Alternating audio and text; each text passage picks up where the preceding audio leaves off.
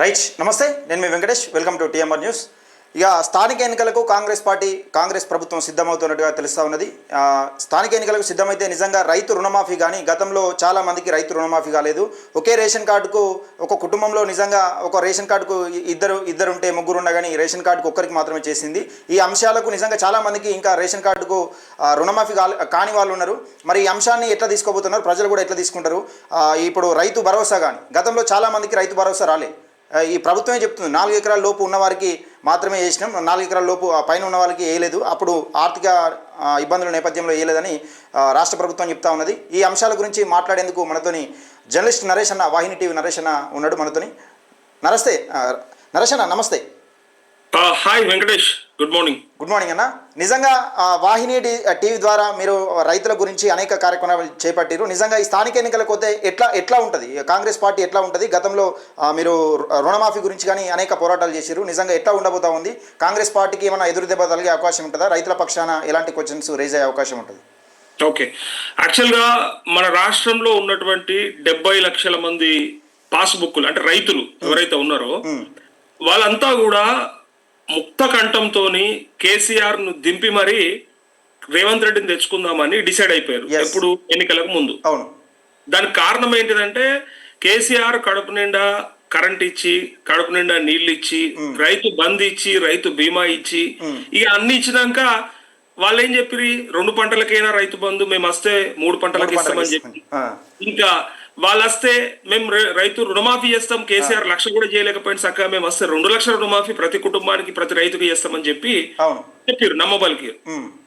దీన్ని నమ్మిన ప్రజలు ఏమనుకున్నారంటే అప్పటి రైతులు, అరే ఇప్పటిదాకా వచ్చింది ఏదైతే ఉందో దీన్ని మించి వస్తుంటే మనం ఎందుకు కాదనుకుందాం అంటే కొంచెం ఆశపడ్డారు రైతులు. పాపం ఆశనే అది, ఎందుకంటే ఇక పెడతా అంటే ఆశ అన్నట్టు, కొడతా అంటే భయం అన్నట్టు ఆశపడ్డారు. ఆశపడితే ఏమైపోయిందంటే కొండ నాలుకకు మందేస్తే ఉన్న నాలుక పోయింది అన్నట్టు ఇలా అది లేదు ఇది లేదు, ఉన్నది పోయింది ఉంచుకున్నది పోయింది అనే పరిస్థితి వచ్చింది రైతులది. అందుకే ఇప్పుడు ఏమనుకుంటారు అంటే రుణమాఫీని ఎట్లయితే 3 విడతలు చేసి 4వ విడతల కంప్లీట్ చేస్తాం అనుకుంటా డ్రాగ్ చేస్తూ వచ్చిందో వాళ్ళకి నమ్మకం లేదు. ఇక రైతులకు ఫస్ట్ రుణమాఫీవే పెద్ద దెబ్బ, కంప్లీట్ గా కాలేదు అంటే వీళ్ళు పెద్ద ఎత్తున ఒక సవాల్ విసురుకున్నారు. హరీష్ రావు వర్సెస్ రేవంత్ రెడ్డి, రుణమాఫీ చేస్తే నువ్వు రాజీనామా చేస్తావా అని హరీష్ రావుకు సవాల్ ఇసరడం, హరీష్ రావు కూడా వీళ్ళకి సవాల్ ఇసరడం, నిజంగా అదంతా ప్రజలను మభ్యపెట్టే దిశగా ముందుకెళ్ళిందని చెప్పుకోవచ్చా? వీళ్ళు పూర్తి స్థాయిలో రుణమాఫీ చేయలే, ఆయనే రాజీనామా చేయడానికి సిద్ధంగా లేడన్నట్టుగా కనబడ్డది. దాన్ని సిద్ధంగా లేడంటే ఇప్పుడు హరీష్ రావు చేసిన ఛాలెంజ్ ఏదో ఆయన సొంతానికి ఎదలేడు ఆయన. నేను ఇప్పుడు ఆయన వత్తాసు పలకట్లేదు, కానీ ఆయన అడిగింది తన ప్రభుత్వంలో తను చేయలేకపోయిండు, కనీసం వీళ్ళు చేస్తామని మాట ఇచ్చి గద్దెక్కిరు కాబట్టి వీళ్ళన్నా చేస్తే బాగుండు చేపిద్దామని రైతుల కోసానికి ఆయన ఛాలెంజ్ చేసినట్టు. అంటే పూర్తి స్థాయిలో రైతులకు రుణమాఫీ చేయడం సాధ్యం కాదని హరీష్ రావు కూడా తెలుసు. ఎందుకంటే దాంట్లో ఒట్టి క్రాప్ లోన్సే ఉండవు, దాంట్లో గోల్డ్ లోన్ వస్తుంది, తర్వాత కొంతమంది మార్టిగేజ్ చేసుకుంటారు, ఇట్లా రకరకాల చిక్కుముళ్ళు ఉంటాయని ఆయన తెలుసు. అది గతంలో ఎవరు చేసినా ఇది సాధ్యపడదు అనే విషయం తెలుసు కాబట్టి సంపూర్ణ రుణమాఫీ నువ్వు చేస్తే నేను చేస్తా రాజీనామా అని ఆయన, అది చేయడని ఆయనకు తెలుసు. వీళ్ళు పూర్తిగా చేస్తేనే రాజీనామా చేస్తారని చెప్పి వీళ్ళు కూడా అమాయకమైన రైతులకు ఈ విషయం తెలియదు, వీళ్ళిద్దరికి తెలుసు అన్న విషయం రైతులకు తెలియదు. రైతులకి ఏం తెలుసు అంటే మళ్ళా దొరికినాడు కర్రు కాల్చి వాత పెట్టుడు తెలుసు కదా, తెలియగానే ఏం లేదు వాళ్ళకి అన్నేరుక. రైతులను ఈ దేశంలో రైతు అనేటోడు ఇలా పంటలు పండించకపోతే ప్రజలు ఏమంటున్నా, ఇలా ఏ హెలికాప్టర్లు, ఏ చాపర్లు, లేకపోతే ఏ కంప్యూటర్లు తిండి పెట్టాయి. రైతు అనేటోడు కష్టపడితేనే ఇలా 4 మెతుకులు పండించగలిగితేనే. అందుకే కదన్న ఇప్పుడు బీఆర్ఎస్ పార్టీ రైతుల పక్షాన మాట్లాడినట్టు, రైతుల పక్షాన కొట్టాడుతున్నట్టు పెద్ద ఎత్తున ఈ రైతు అనే సెంటిమెంట్ అడ్డం పెట్టుకుని మళ్ళీ అధికారంలోకి తీసుకొచ్చే ప్రయత్నాలు కొనసాగుతా ఉన్నాయి. ప్రతి ఒక్కరు దానికి సెంటిమెంట్ అక్కర్లే వెంకటేష్. ఒకటే, రైతు అనేటోళ్ళకి ఏం చేస్తావో ఒక క్లారిటీ ఇస్తే వాళ్ళు ఒక మాటకే మొత్తం అలా మనసంతా మార్చుకుంటారు. అరే అన్నం పెట్టినోళ్ళకి సున్నం పెట్టద్దు, అరే మనకు అంతో ఇంతో సపోర్ట్ చేస్తున్న వాళ్ళని మనం సరే ఈసారి మనం చేస్తా అంటారు కదా చూద్దాము అని ఇట్లా. అప్పుడు కేసీఆర్ చెప్పినా ఓట్లేసారు, మొన్న రేవంత్ రెడ్డి చెప్పినా ఓట్లేసారు. రేపు పొద్దుగల బీజేపీ చెప్తే కూడా వాళ్ళకు కూడా ఇస్తారు. రైతు అనేటోడు చాలా సున్నిత మనస్కుడు ఉంటాడు, ఆయనకి ఇట్లాంటి లాజిక్లు, జిమ్మికులు, ఈ చిక్కుముడ్లు ఇవేం తెలియదు వాళ్ళకి. అది తెలిసింది ఒకటే, అరే నా సమస్యకి ఇది నాకు పరిష్కారం వాళ్ళు చూపిస్తారు, అది చూస్తాడు అంతే. అయితే కేసీఆర్ తెచ్చిందంతా బాగుండగా కూడా మళ్ళా రేవంత్ రెడ్డిని ఎందుకు తెచ్చుకున్నారంటే ఇక వీళ్ళు అంతకంటే డబల్ చెప్పి అంతకంటే ఎక్కువ చెప్పేవారు కంటే చాలా ఆశపడ్డారు అనుకోవచ్చు. ఆశపడ్డారు, అంటే భంగపడ్డారు. 15,000 రూపాయలు ఇస్తామన్నారు కదా కాంగ్రెస్ పార్టీ అధికారంలోకి వచ్చిన తర్వాత ఏడాదికి 15,000 రూపాయలు ఇస్తామని వీళ్ళు చెప్పారు కదా. 15,000 అంటే ఇప్పుడు యాక్చువల్ గా పంటకి కేసీఆర్ 5,000 ఇచ్చేటోడు. అవును 2 పంటలు యాసంగి, ఇప్పుడు మన ఈ వానాకాలం. అవును అయితే రబీ ఖరీఫ్ కి 5,000 రూపాయలు ఇస్తుంటే రేవంత్ రెడ్డి గతంలో పిసిసి అధ్యక్షుడు ఉన్నప్పుడు 2 పంటలైనా కొన్నిసార్లు ఇటు ఆర్మూర్ సైడ్ గానీ జగిత్యాల వైపు గానీ కొన్ని ఏరియాల్లో 3 పంటలు కూడా పండిస్తారు. లేదా నదీ పరివాహక ప్రాంతంలో కూడా 3 పంటలు వేసుకునే అవకాశం ఉంటుంది, అంకాపూర్ సైడ్ గిట్లా. అవును సో అట్లాంటప్పుడు మరి 3 పంటలు వేస్తున్న రైతులకు ఎందుకు ఇయ్యవు కేసీఆర్ అని మాట్లాడాడు రేవంత్ రెడ్డి. అప్పటికి కేసీఆర్ చెప్పిండు, వీళ్ళు వస్తే రైతు బంధుకు రాము దళిత బంధుకు జైభీం అవుతుంది అంటే కూడా లేలే, మేమేమన్నా దివానగాళ్ళమా, మేమేమన్నా అవులగాళ్ళమా, ఖచ్చితంగా ఇస్తాం, మేము వస్తే ఇంకా అంతకంటే మించిస్తాం. ఇప్పుడు తీసుకుంటే ఖాళీ 10,000, మేము వస్తే 15,000 అంటే 7,500, 5,000 అని 7,500 చేస్తామన్నారు ఫస్ట్ ఇలా మాట. కానీ అది వదిలేసి మాతోని కాదు, మేము చెయ్యలేము, కేసీఆర్ ఖరాబ్ చేసిపోయింది అని చెప్పి మళ్ళీ తగ్గించి 6,000 రూపాయలు చేస్తున్నామని చెప్పి 6,000 రూపాయల కాడికి మాట్లాడారు. అవును అదన్నా పూర్తిగా చేసిర్రా ఈ దొంగలు అంటే పూర్తిగా సగానికి సగం మొత్తం కొదిలేసిర్రు రైతులని. ఎందుకు మరి ఇట్లా ఇట్లా తగ్గించే ప్రయత్నం ఎందుకు చేసిర్రు? వీళ్ళు ఇచ్చిన హామీ ప్రకారం ఇవ్వకుండా సరే 7,500 రూపాయలు అంటే అది ఇవ్వకపోగా ఈ ఉన్న వాళ్ళకు కూడా తక్కువ చేసే ప్రయత్నం ఎందుకు చేస్తున్నారన్న? ఎందుకు చేయడం అంటే యాక్చువల్ గా వీళ్ళు మండలానికి ఒక గ్రామాన్ని తీసుకున్నారు ఫస్ట్ పైలట్. అంటే తక్కువ ఉన్న గ్రామాన్ని తీసుకున్నారు. ఫర్ సపోజ్ ఒక మండలం ఉంటది, ఆ మండలంలో ఒక 8 గ్రామాలు ఉంటే ఒక్క చిన్న గ్రామం ఉందనుకో, అంటే అక్కడ ఏ ఇష్యూ ఉండదు అన్నట్టు. చిన్న గ్రామం ఉంటే అక్కడ ఎక్కువ పాపులేషన్ లేనప్పుడు మళ్ళీ వాళ్ళ మధ్య ఒకవేళ గొడవలు కాకుండా, అరే వానికి వచ్చింది వీనికి వచ్చింది, వీళ్ళకి ఎందుకు వస్తుంది వాళ్ళకి ఎందుకు వస్తుంది, అరే రైతు బంధు ఈ దళిత ఈ ఈ బెడ్రూమ్స్ ఉన్నాయి, ఈ ఇల్లులు ఉన్నాయి కదా ఇందిరమ్మ ఇల్లులు, వీటి మధ్యలో ఉండే ఆ కాన్ఫ్లిక్ట్స్ ఏవైతే ఉంటాయో ఆ ఇష్యూస్ రాకుండా జనరేట్ కాకుండా చూసి వీళ్ళు ఏం చేశారంటే తక్కువ ఉన్న చోట పెట్టి ఇచ్చినమని చూపించేసి మండలానికి మొత్తం వేసేసారు. అయితే ఇప్పుడు అదే ప్రశ్న రైతుల నుంచి వస్తున్నది ఏంటంటే, మండలంలో ఒక్క ఊరోళ్ళే ఓట్లు వేసిర్రా, వాళ్ళు మాత్రమే ప్రజల, వాళ్ళే రైతుల, పోనీ అక్కడ కూడా 4 ఎకరాల వరకు వేస్తే వీళ్ళకి ఏమనిపించకపోవు, బడ్జెట్ లేదేమో అందుకే ఓలకేయలేదని అక్కడ 15 ఎకరాలు కూడా వేసిర్రు హైయెస్ట్. మరి ఆ గ్రామంలో 15 వస్తుంది ఎట్లా, పక్క పంటున్న గ్రామంలో 5 ఎకరాల వాళ్ళకి రాదెట్లా? ఏం పాపం చేసినాం మేము, ఓట్లేసుడు తప్ప అని ఇలా రైతులు అంటా ఉన్నారు. అవును అది అంటే నిజంగా ఇప్పుడు కాంగ్రెస్ పార్టీకి ఈ రుణమాఫీ సంగతి పక్కకెడితే ఈ రైతు భరోసా అంశం ఇప్పుడు మీరు చెప్తున్న ప్రకారం వేసిర్రు. మరి నిజంగా రుణమాఫీ కాని వాళ్ళ సంగతి ఏంది? అసలు రుణమాఫీ ఇంతవరకు కూడా రేషన్ కార్డుకు ఒకరికి మాత్రమే అయింది. వీళ్ళు చెప్పి రేషన్ కార్డుకు ఒకరికి మాత్రమే చేస్తామని చెప్పారు. పూర్తి స్థాయిలో ఒక పక్క తుమ్మలాశ్వరరావు ఏం చెప్తున్నాడు, పూర్తి స్థాయిలో రుణమాఫీ చేసినాం అని ఒక పక్క చెప్పుకుంటా ఉన్నారు. మరి దీని పరిస్థితి ఏంది? అట్లా కూడా కాలేదు. రేషన్ కార్డు ఒక్కళ్ళు కాదు, వీళ్ళు ఫస్ట్ ఆనాడు ప్రతి రైతుకి అని చెప్పి వరంగల్ రైతు డిక్లరేషన్లు ఉంటది. అవును మనం చూస్తే క్లియర్ గా రాసిరు 2 లక్షల లోపు ప్రతి రైతుకు రుణమాఫీ చేస్తామని చెప్పారు. లోపు కాదు, తప్పు, మనం కూడా కరెక్ట్ గా చూసుకోవాలి. లోపు కాదు, 2 లక్షల వరకు అన్నాడు. 2 లక్షల వరకు. అవును వరకు. ఆ లోపు అంటేనేమో నిజంగానే లోపు అని చెప్పేసి అనుకోవచ్చు. వరకు అంటే ఏమనుకున్నారంటే 2 lakhs వరకు అందరికి అయిపోతుందేమో అనుకున్నారు. అట్లా 2 లక్షల వరకు, 2 లక్షల పైన ఉన్న వాళ్ళు కూడా ఆ పైన అమౌంట్ కొడితే 2 లక్షల వరకు మాఫీ అవుతుందని ఒక చెప్పినట్టే మాట. అదొక దొంగ మాట. అది ఒక్కసారి కాదు 10 సార్లు చెప్పారు. పైన కట్టకపోండ్రి, మేము వేస్తాం, పైన తెచ్చి కట్టుర్రి, ఇప్పుడే ఇచ్చేస్తా, పైన వాళ్ళకి కట్టమన్నాడు. ఆ కట్టిన వాళ్ళు కొన్ని వేల మంది రైతులు నాకు తెలుసు. ఆ లోపల ఉండి కాని వాళ్ళు ఒక 30 టెక్నికల్ ఇష్యూస్ అని చెప్పారు వీళ్ళు. ఏంది, ఆధార్ కార్డ్ మిస్ మ్యాచ్, అంటే ఆధార్ నెంబర్, ఒకవేళ వాళ్ళ దగ్గర ఉన్న ఆధార్ నెంబర్ బ్యాంక్ అకౌంట్ దగ్గరికి వెళ్ళి చూస్తే ఆధార్ నెంబర్ తప్పు ఉంటుంది, అంటే లేదు పేరు తప్పు ఉంటుంది, అక్షర పొల్లు ఏదో, అకౌంట్ నెంబర్ల పాస్బుక్ పేరు అట్లా, అకౌంట్ల లోన్ అకౌంట్ల పేరు కొంచెం ఫరక్ ఉంటాయి. ఇట్లా 2. ఇంకొకటి ఇక కొన్ని కుటుంబాలు ఏర్పడ్డాయి, పెళ్లి అయింది, రేషన్ కార్డులు ఇవ్వలేదు, అది ఏర్పడ్డాయి. వాళ్ళు వేరున్నప్పుడు మరి ఎట్లా, వాళ్ళకి రేషన్ కార్డు లేకపోయి మరి మాఫీ కాకపోయి. అవును, గత 10 సంవత్సరాలుగా కేసీఆర్ అయితే రేషన్ కార్డు వైపు చూడలే, అసలు తక్కువ వచ్చినాయి. ఒక్కసారేమో ఇచ్చినట్టుండు, కొంత 6 లక్షలేమో ఇచ్చిర్రు, ఒక 6 లక్షల కార్డులేమో ఇచ్చిర్రు. అయితే ఇప్పుడు విషయం ఏంటంటే, లోపల ఉండి టెక్నికల్ ఇష్యూస్ ఉన్న వాళ్ళకి ఎందుకు ఇయ్యరు, అది వాళ్ళ పాపమా వాళ్ళ నేరమా?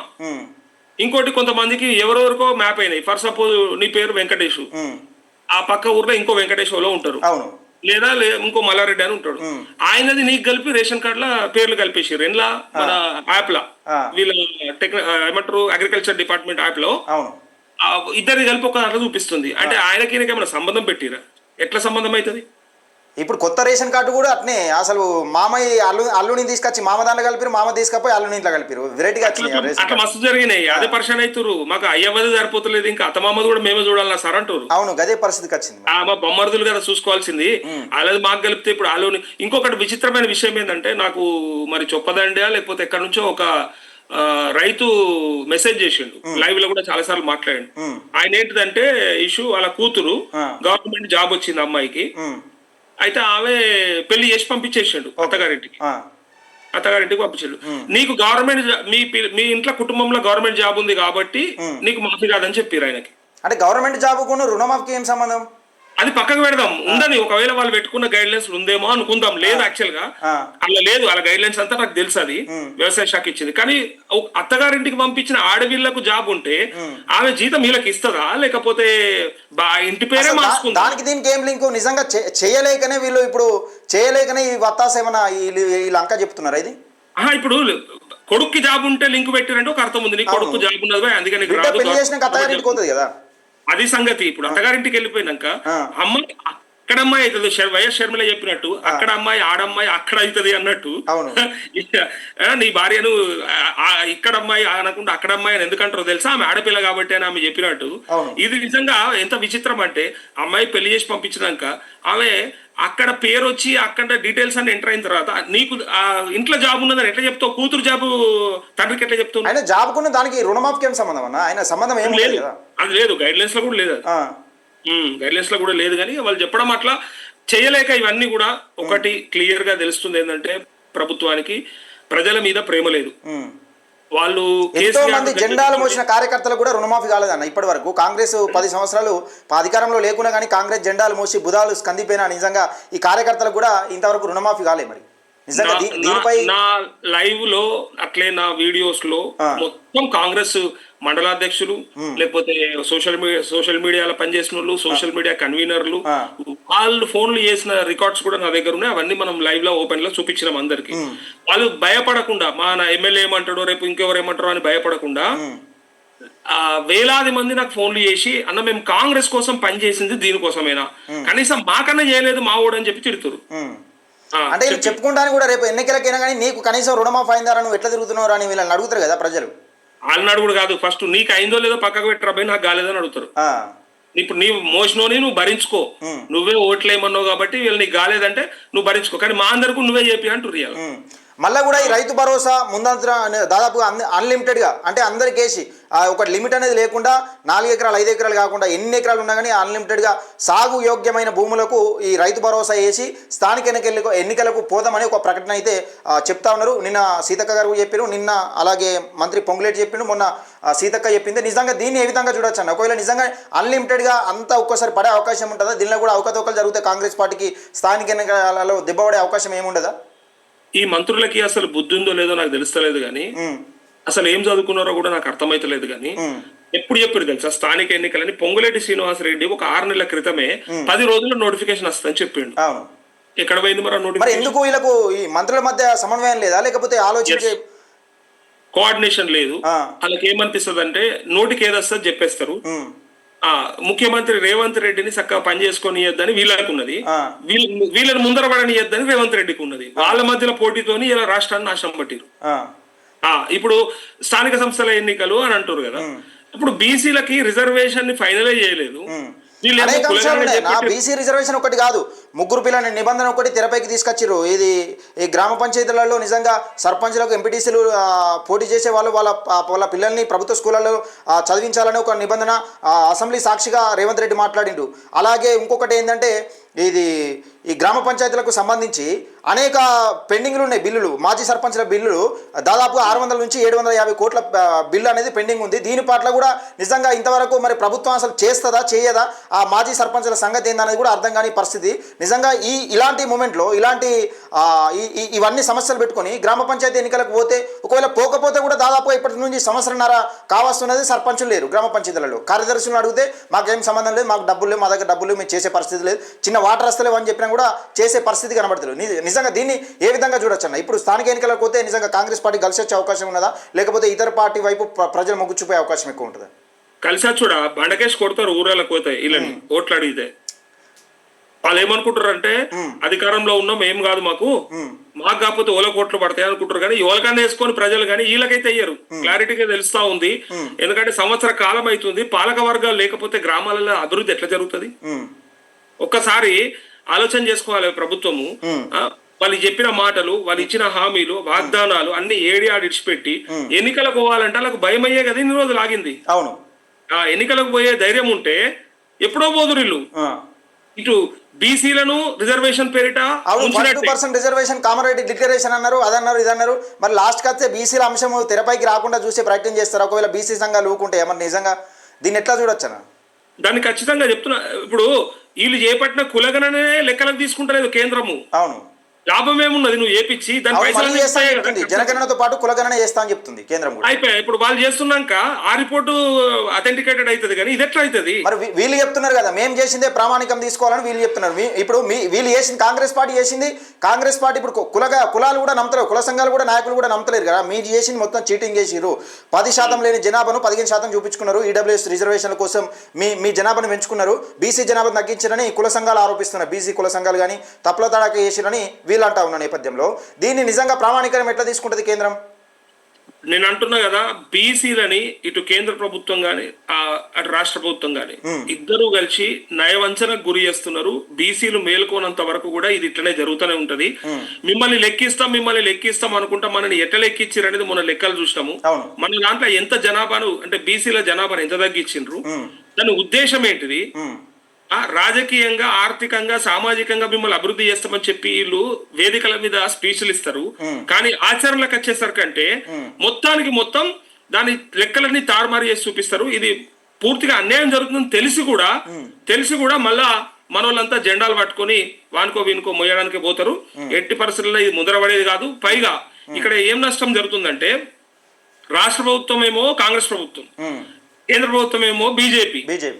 వీళ్ళు చేసిన దానికి వాళ్ళకి ఒప్పుకోవడం ఇష్టం ఉండదు, వాళ్ళు చేసిన దానికి వీళ్ళకి ఒప్పుకోవడం ఇష్టం ఉండదు. ఇద్దరు కలిసి ఎవరిని మూస్తున్నాయి అంటే పబ్లిక్ ను మూస్తారు, నడుమిట్లా పబ్లిక్ ను మూస్తారు. ఎవరైతే ఇది అరే బీసీలకు వాటా దక్కితే మేమంతా ఎదిగిపోతామని అనుకుంటారు చూడు, వాళ్ళందరూ కూడా సపరేట్గా ఊకోవాలి, మలుచుకొని పండాలి. ఎందుకంటే అది నమ్మేటట్టు అనిపిస్తలేదు, దానిపైన ఎవ్వరికి కూడా విశ్వాసం లేదు.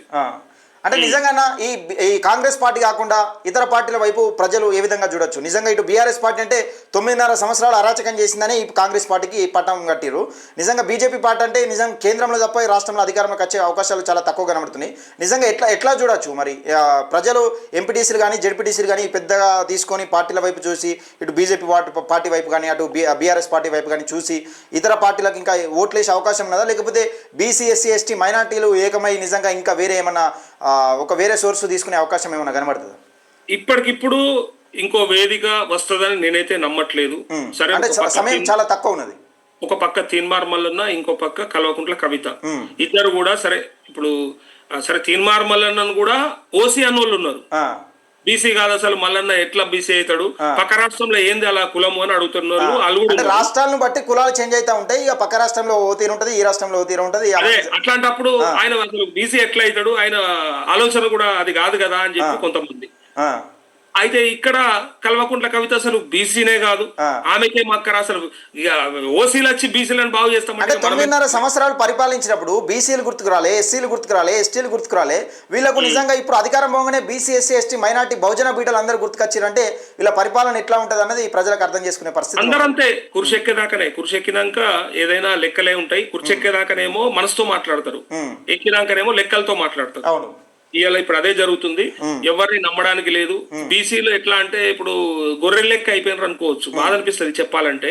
ఎందుకంటే ఎవరు ఏది చెప్పినా అరే మనని ఏమన్నా చేస్తాడేమో, బాగుపడే పరిస్థితి వస్తుందేమో అని ఆలోచించి అటు ఎటంటే అటు జెండా పట్టుకొని తిరుగుతున్నారు. ఇక అది ఎన్నడు మారుతామో మరి. ఎవరి కాళ్ళు రాజకీయ చైతన్యం ఇప్పుడు ఓసీలలో ఉండేటువంటి ఏదైతే ఆ ఐక్యత ఉందో అది బీసీలలో కొరవడ్డనంత వరకు అది ఉన్నన్ని రోజులు ఇగో ఇదే పరిస్థితి ఇట్లనే ఉంటది. దీనికి మార్పు రావాలంటే ఎవరైనా ఒక సరైన నాయకుడు బీసీలని, ఈ ఎస్సీ ఎస్టీ సమాజాన్ని, ఈ బహుజనులందరినీ కలిపి పైగా వాళ్ళందరి కోసం ఏ త్యాగానికైనా సిద్ధమనేంత ముందుకొస్తే అట్లాంటి నాయకులతో ఏమన్నా మార్పు రావచ్చు. లేకపోతే అప్పటిదాకా ఇది రాదు. రైట్ అన్న, చివరగా రైతులకు తెలంగాణ రైతుల పక్షాన కొట్లాడిన వ్యక్తి కదా మీరు, నిజంగా రైతులు ఎలాంటి నిర్ణయం తీసుకుంటే బాగుంటుంది ఈ రాజకీయ పార్టీల దృష్ట్యా ఎలాంటి నిర్ణయం తీసుకుంటే బాగుంటుంది, నిజంగా ఎవరు కోటేస్తే బాగుంటుందని మీరు అనుకుంటున్నారు? మీరు అంటే ఇప్పుడు ఏమైందంటే ఇప్పుడు ఇమీడియట్ గా మన రాష్ట్రంలో ఆల్టర్నేటివ్ ఒకటే, అయితే బీఆర్ఎస్ లేదా బీజేపీ. అయితే బీజేపీ పరిస్థితి ఏంటిదో మనం అందరం చూసినాం. అంటే క్షేత్రస్థాయిలో కొట్లాడుతుందా లేదా, లేకపోతే వాళ్ళు పబ్లిక్ కోసం ఎంత మాట్లాడుతున్నారు అనేది మనం చూస్తున్నాం. అయితే అంతో ఇంతో అంటే ఇప్పుడు చిన్న గీత పక్కన పెద్ద గీత లెక్క అయింది అంతే తప్ప రేవంత్ రెడ్డి కంటే కేసీఆర్ గొప్పడని కాదు. వాళ్ళ గీత కంటే ఈ గీత ఇంకా చిన్నగా ఉంది కాబట్టి పాత గీతనే నయం అన్నట్టు అయిపోయింది. ఇప్పుడు అందుకే బీఆర్ఎస్ వైపే చూస్తున్నట్టుగా కనిపిస్తా ఉంది పబ్లిక్ కూడా. ఎందుకంటే ఎక్కువ శాతం మాట్లాడేదే వినపడుతుంది నీకైనా నాకైనా. పబ్లిక్ ఇప్పుడు ఒక వ్యాపార రంగానికి నష్టం వచ్చింది అనుకో, కొద్ది మంది మాట్లాడితే అది చాలా తక్కువ మందిగా వినిపిస్తుంది, అది చాలా తక్కువ రీచ్ అవుతుంది. అంటే బీఆర్ఎస్ పార్టీ కూడా ఇటు కేటీఆర్ అవినీతి ఆరోపణలో ఇరుక్కున్నాడు, ఈ కార్ రేస్ లో ఈయన నోటీసులు జారీ చేస్తా ఉన్నారు. కేసీఆర్ కానీ హరీష్ రావు కానీ ఏది ఈటల రాజేందర్ కానీ ఇంకా ఇప్పుడు ఆ కాళేశ్వరం కట్టిన ప్రాజెక్టు కట్టిన హయాంలో ఎవరెవరైతే మంత్రులు ఉన్నారో వాళ్ళకు నోటీసులు జారీ చేస్తూ ఉన్నారు. కొందరు ఈ అధికారులు కూడా ఊసలు లెక్క పెడతా ఉన్నారు. 100 కోట్లు నిన్న మొన్న ఒక ఆయన దగ్గర, ఒక ఇంజనీర్ దగ్గర 500 కోట్ల రూపాయలు బయటపడ్డాయి. మరి నిజంగా ఈ అవినీతి అంతా బయటపడుతున్న నేపథ్యంలో బీఆర్ఎస్ పార్టీ వైపు మొగ్గు చూపే అవకాశం ఉందంటారా? అవినీతి అంటే ఒకటి, ఇప్పుడు ప్రభుత్వ నిర్ణయాలే అవినీతిగా కనిపిస్తా ఉన్నాయి. ఎక్కడ కూడా మరి కేవలం స్థానిక ఎన్నికలు పెట్టడం కోసమే ఒక బీఆర్ఎస్ ను దోషిగా నిలబెట్టే ప్రయత్నంలో ఈ కాంగ్రెస్ పార్టీ చర్యలు కొనసాగుతున్నాయని ముందడుగులు వేస్తుందని అనుకోవచ్చా? ఇప్పుడు సంవత్సరం నరైందా వీళ్ళ ప్రభుత్వం వచ్చి? అవును. బీఆర్ఎస్ ని మనకేం చెప్పిర్రు ఎన్నికలల్లా, అప్పుడు ప్రచారంలో మేము రాగానే బీఆర్ఎస్ ని బొందబెడతాం, కేసీఆర్ కోసం జైల్లో ఒక బ్యారెక్ ఉంది, కేటీఆర్ ని జైలుకు పంపిస్తాం, ఖచ్చితంగా వాళ్ళందరూ కూడా జైలుకు పోతారు, అన్నిట్లలో కూడా అన్ని స్కీములు కూడా స్కామ్ అని చెప్పారు. ఏమైంది గొర్రెల స్కామ్ నేను అడుగుతున్నా ఇయ్యాల, ఏమైంది బతుకమ్మ చీరల స్కామ్? ఈ గొర్రెల స్కీమ్ గురించి ఎవరు మన నిజామాబాద్ ఎమ్మెల్యే జీవన్ రెడ్డి ఏం మాట్లాడిందంటే, అసెంబ్లీకి వచ్చే ముందు ఈ కేసీఆర్ ఇచ్చిన గొర్రెలన్నీ అడ్డం పడి మాకు టైంకు అసెంబ్లీకి లేట్ అయింది, ఇది చాలా లేట్ అయింది, గొర్రెలన్నీ అడ్డం పడ్డాయి, ఈ గొర్రెల మాదిరిగానే నాటుకోళ్ల పెంపకం స్కీమ్ అనేది ఒకటి కేసీఆర్ గారు పెడితే బాగుంటుందని అన్నారు. మరి నిజంగానే తెలంగాణలో కేసీఆర్ ఇచ్చిన గొర్రెలు ఉన్నాయన్న ఇప్పటి వరకు? గొర్రెలు ఉన్నాయి, అట్లే స్కాములు కూడా ఉన్నాయి. అంటే దాంట్లో డైరెక్ట్ కేసీఆర్ ఇన్వాల్వ్ కావాల్సిన పని లేదు. నువ్వు కేసీఆర్ తీసుకున్నాడా ఏమన్నా గొర్రెలు? ఇప్పుడు కాళేశ్వరం ఇంజనీర్ అని చెప్తున్నారు కదా, అది మరి కేసీఆర్ ఇచ్చిండా లేదా కేసీఆర్ తీసుకుంటా, లేకపోతే ఆ మధ్యలో ట్రాన్సాక్షన్స్ ఏమన్నా ప్రూవ్ చేయగలిగారు ఎవరన్నా? ఎవరు చేయలేదు ఇంతవరకు అయితే, ఎవరు చేయగలిగలే. అంటే కేసీఆర్ గతంలో మాట్లాడిన మాటలకు ఇప్పుడు మాట్లాడే మాటలకు చేంజ్ ఉంది. అంటే కాళేశ్వరం ప్రాజెక్టు నేనే కట్టిన, నా తలకే అంత ఖర్చు పెట్టి బొట్టు అంత రక్త ఖర్చు పెట్టి కాళేశ్వరం ప్రాజెక్టు కడితే మీకు కాంగ్రెస్ వాళ్ళకు మీకు కంటికి కనబడతలేదు అని చెప్పిండు. మరి ఇప్పుడు ఆ డైలాగులు ఎందుకు చెప్తాడు కేసీఆర్? ఎందుకు చెప్తాడు అంటే, ఎప్పుడైనా మంచి జరిగినప్పుడే నాది నేను అని అంటారు, ఎవరైనా ముందరకు వస్తారు. అవును. ఒకవేళ తేడా జరుగుతున్నది అంటే అందరం కలిసి చేసినామని చెప్తారు. ఇది కూడా అంతే. ఇప్పుడు ఈటల రాజేందర్ అదే ముచ్చట అంటాడు. ఈటల రాజేందర్ నాకేం సంబంధం లేదు, కేసీఆర్ చెప్పినట్టే అందరూ జరిగింది అని చెప్పి ఒక మంత్రి ఏమో అసలు క్యాబినెట్ ఆమోదమే లేదు కాళేశ్వరం ప్రాజెక్ట్ అని ఒక మంత్రి అంటుండే. ఇప్పుడు అప్పుడు బీఆర్ఎస్ పార్టీలో ఉన్న మంత్రి ఇప్పుడు కాంగ్రెస్ పార్టీలో మళ్ళీ మంత్రిగా కొనసాగుతా ఉన్నాడు. ఈ పాలకులు అన్నున్నోళ్ళే ఇల్లు ఉంటారు, ఈ పార్టీలు ఉన్నాడు ఆ పార్టీలు ఉంటుండు, ఆ పార్టీలు ఉన్నాడు ఈ పార్టీలు ఉంటుండు. మరి నిజంగా ప్రజలు ఎవరు నమ్మాలి అసలు, ఏం కథ? అందుకే అందరూ దొంగలే, ఇదే ట్యాగ్ లైన్, అందరూ దొంగలే. అందులో కొంచెం మంచి దొంగ, కొంచెం చెడ్డ దొంగ, లేదా కొంచెం పెద్ద దొంగ, లేదంటే చిన్న దొంగ, ఇవన్నీ చూసుకోవాలి తప్ప ఇంకోటి లేదు. చివరగా అంటే రైతులు నిజంగా ఎలాంటి నిర్ణయం తీసుకోబోతున్నారని మీరు అనుకుంటున్నారన్న? ఇప్పుడు నేను ఇందాక చెప్పినట్టు మెజారిటీ పబ్లిక్ మాట్లాడేది ఎక్కువ వినిపిస్తుంది. సో వ్యాపారస్తులు ఉద్యోగస్తులు మాట్లాడితే వాళ్ళ రీచ్ తక్కువ. ఇప్పుడు ఒక 1,00,000 మంది మాట్లాడిన దానికి కాంగ్రెస్ ప్రభుత్వం వచ్చిన తర్వాత కూడా రియల్ ఎస్టేట్ రంగం అనేది కుదేలైపోయింది, మొత్తానికి పడిపోయింది, డౌన్ అయిపోయింది. అసలు మీకు అందరూ చూస్తున్న నేపథ్యం అందరికీ తెలిసిన విషయమే. నిజంగా ఈ రియల్ ఎస్టేట్ రంగం ఇదంతా కేసీఆర్ వల్లనే పెరిగిందా, లేకపోతే నిజంగా కాంగ్రెస్ వచ్చినాక డౌన్ అయిందా? మరి దీని పరిస్థితి ఏంది? ఆర్థిక మాన్యమే దీనికి కారణమా? నిజంగా దీన్ని ఎట్లా చూడొచ్చు అన్న? దాని ముందు ఇది నేను చెప్పాలి. ఇప్పుడు 70 లక్షల మంది రైతులు మాట్లాడే వరకు అంటే ఏమైపోయిందంటే, రైతు బంధు సక్క రాలేదు, రుణమాఫీ కాలేదు, కాబట్టి పోయినోడే నయం ఉండే ఉన్నోడు కంటే అని అన్న మాట ఎక్కువ వినొస్తుంది. కాబట్టి చాలా మంది కేసీఆర్ వస్తే బాగుండరు అంటున్నారు. అందుకే ఏమన్నా స్థానిక సంస్థల ఎన్నికలలో ఆలోచన చేస్తే బీఆర్ఎస్ కే ఎక్కువ సీట్లు వచ్చే, బీఆర్ఎస్ ఎక్కువ సీట్లు కైవసం చేసుకునే పరిస్థితి అయితే కనిపిస్తుంది అంతే.